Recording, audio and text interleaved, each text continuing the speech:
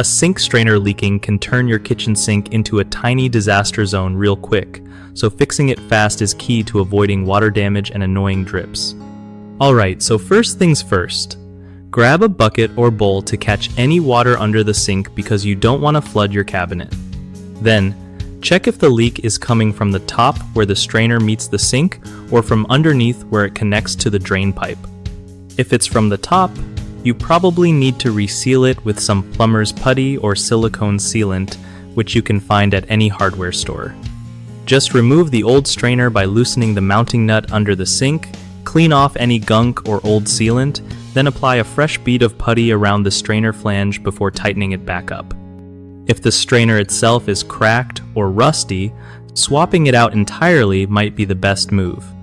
New ones are pretty cheap and easy to install. After you tighten everything, run water for a few minutes and keep an eye out for leaks to make sure it's solid. Remember, don't over-tighten the nut, or you could crack your sink or strip the threads, which just makes things worse. Lastly, having a wrench and some old towels handy will save you headaches during this project. One of the biggest mistakes with a sink strainer leaking is ignoring small drips, which can lead to mold and costly repairs if left too long. Fix it right away to keep things dry.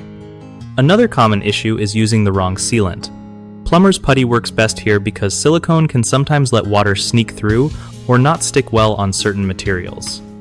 Lastly, people often over-tighten the mounting nut trying to stop leaks, but that can damage your sink or strainer.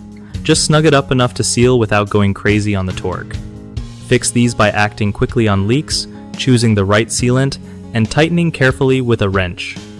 BigHomeProjects.com is a lifesaver if you're looking for trusted local contractors who actually know their stuff and won't ghost you mid-job.